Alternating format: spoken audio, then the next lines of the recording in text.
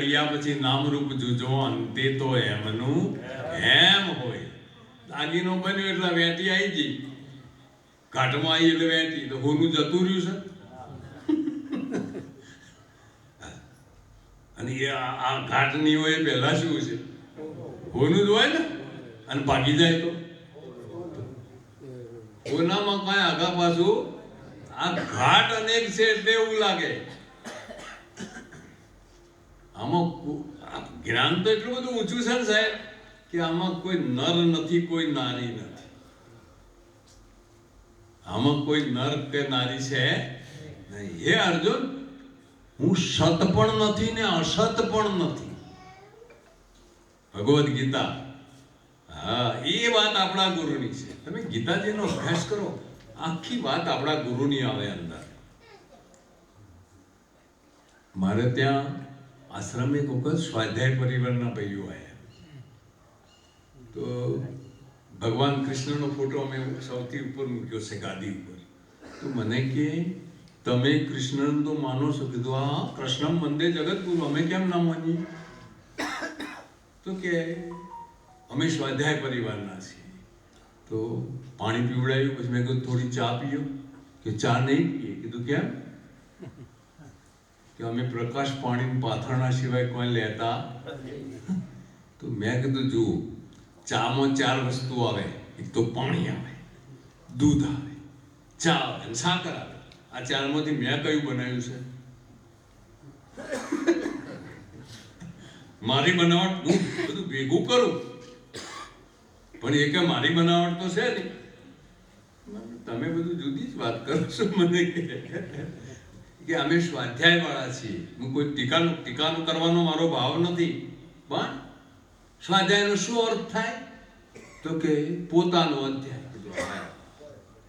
તમારો અધ્યાયની વાત કરીએ આપણે. તો નામ પૂછ્યું કે ભાઈ કે મારું નામ કમલેશભાઈ છે. તો મેં કીધું આમાં કમલેશભાઈ હોય ત્યાં ઓગળી મૂકો કે આ કમલેશભાઈ મારા મૂકી શકે કે તમે અમે આટલા વર્ષથી મોટા ભાઈ હતા એમના સ્વાધ્યાય, કે આટલા વર્ષથી અમે ફરીએ છીએ, આ પૂછનાર તમે એક જ મળ્યા છો. મૂકો આંગળી, તમારો અધ્યાય. સાડા રે 3 મણનું સૂતર ગુચાણું એનો હાથ ન લાગે. શું કરે બુદ્ધિ પાપડી જેના ઘટમાં છે ઘોર અંધકાર. જ્ઞાની સદગુરુ સદગુરુ જ્ઞાની જોશે. વિશેષણ છે જ્ઞાની મૂક્યા, ખાલી નથી બોલ્યા. એટલે આવો કોઈ જ્ઞાની, આવા ગોવિંદરામ બાપુ જેવો મહાપુરુષ મળી જાય તો આ વાતની સમજણ પડે. અને આ વાત દ્રઢ થઈ જાય પછી શું કરવાનું? તમારે કંઈ કરવાનું નથી ભાઈ. હવે તો સમજીને રહેવાનું, એમને રહેવાનું. કોઈના વાત લેવાના.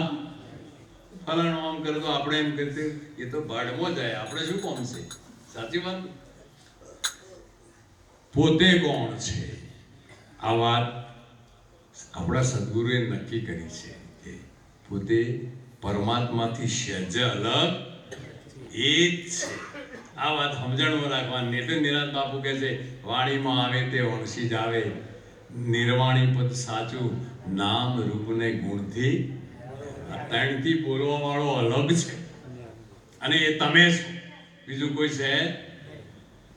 અને નિરાંત મહારાજ તો એનાથી આગળ એક વાત કરે, હમ હે જોગે અલખ અનાદિ પાર બ્રહ્મ સે હૈ પાર. નામ રૂપ ગુણ નહીં રે હમારે, કભુ ન ધરવું અવતાર. જે વાત ભગવદ ગીતા કહે છે, તારાને મારા અનેક જન્મો થઈ ગયા. આ સૂર્ય નહોતા, ચંદ્ર નહોતો, તારા નહોતા, પૃથ્વી નહોતી. ત્યારે અર્જુનને ભગવાન યોગેશ્વર કહે છે તું એ હતો ને હું એ હતો, તને ખબર નથી, મને ખબર છે. બસ આટલું. हमसे ब्रह्म और ब्रह्म से माया, माया से सब संसार. इस विद हम है सब में बीज वृक्ष पे विस्तार. તમે ન હોય તો ભગવાન છે. આ બ્રહ્મ પણ મહારાજની છે. જો તાકાત તો જુઓ નિરાંત મહારાજની. ખરું કે નહીં? બાપ ને બેટાનો જન્મ હાથે થાય. સાસુ ને વહુનો જન્મ, વહુ આવે ત્યારે સાસુ ને કોની સાસુ એ મહારાજે. ગુરુ ને શિષ્યનો જન્મ પણ સાથે જ. હમણાં ચેલો બેહે તો ગુરુ ન કે કોના. નિરાંત કે છે હમસે બ્રહ્મ. ભગવાનને કહેવા વાળો હું ના હોય તો ભગવાન શાનો હોય? એટલે તમે છો, પણ આ અહંકાર કરવા જેવો, દાસ ભાવ રાખવા જેવો છે. અને દાસ ભાવ જો રહેશે એના ગુણ ગવાશે, એની જન્મતિથિઓ ઉજવાશે. એટલે ગોવિંદરામ બાપુ પાસેથી આપણે આ શીખવણ મારે તમારે સૌએ લેવા જેવી છે કે આપણને એના પ્રત્યે ભાવ કેમ થાય છે, એનું કારણ શું છે?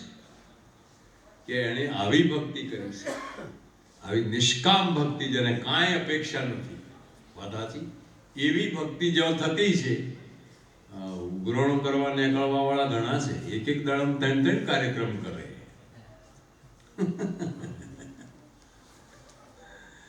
ગામમાં આવે તો બધા શિષ્યોને ઘેર ફરી વળે વગર બોલાય. મને એક જગ્યાએ ફરિયાદ આવી કે બાપુ ગુરુ કરે પણ પસ્તાવો થાય. શું થયું? કે 15 દાડા થઈને થેલી વળગાડે છે. મેં કીધું તમારે કહેવાનું કે બાપુ તાણા હવે આ ઘર તમને મૂકીને અમે જઈએ બીજે. આ સ્થિતિ છે. એટલે આપણા ગુરુ એ આપણા ગુરુ જ છે. એનાથી વિશેષ કોઈ છે નહીં. ગુરુ નિષ્ઠા જેની અડગ હશે ને સાહેબ. અરે સંતો તો આવું બધું લખ્યું. રિદ્ધિ અરુ સિદ્ધિ જાકુ હાથ જોડી ખડી રહે સુંદર કહત તાકુ સભી. આમાં ઓટલો હતા ને રેત હતો, બીજું કોઈ હતું. એ સ્થિતિ હતી ને. કેવી પરિસ્થિતિ થઈ છે તો તમે જુઓ. સદગુરુની વાત કેટલી જબરજસ્ત છે. અને તમારા સાણુદામાં તો બધા મહિમાવાન સંતો છો, તો આવો મહિમા, આવો ને આવો મહિમા રહે અને આવી ને આવી નિષ્ઠા રહે એવી મારી સદગુરુને પ્રાર્થના છે. વિશેષ ટાઈમ મારે લેવો નથી. 12:05 થઈ છે. તો આટલું બોલી મારી વાણીને વિરામ આપું. આપ સૌએ એક લીટી રહી ગઈ નહીં છેલ્લી. આ ઉત્પત્તિ પરલે નહીં અમારે યાદ અનાદિ. હા, હું જન્મ્યો નથી ને મરવાનો પણ અખંડ છું. મારે ઉત્પત્તિ પ્રલય છેલ્લે લખ્યું નિરાંત નામ ગુરુ તરતાણ. હા, તમે જોજો. તરતાણ કોણ? ગુરુ. પોતાના ઉપર લીધું એમણે. આવો મહાપુરુષ પણ પોતાના ઉપર લેતા. નિરાંત નામ એ ગુરુ તરતાણ. ગુરુ તરે ને આપણને તાર. આવી સદગુરુ પ્રત્યે નિષ્ઠા રાખો એવી મારી આપ સૌને ભલામણ છે. કોઈ બગીચો આવીને બગાડવા આવે ને તો બગાડવા દેતા નહીં. હા, ઘણા પણ ફરે છે જાદુગરો. ધ્યાન રાખજો. આટલું બોલી મારી વાણીને વિરામ આપું. પરિવાર ધનજીભાઈને, એમના પરિવારને, આપ સૌને વંદન કરી મારી વાણીને વિરામ આપું. સદગુરુ મહારાજ.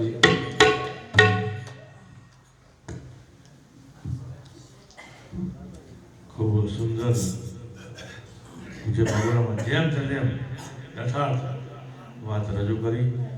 ખૂબ સુંદર. હવે નાસ્તો આપેલો આપો, પછી આપણે બીજું નામ લઈએ.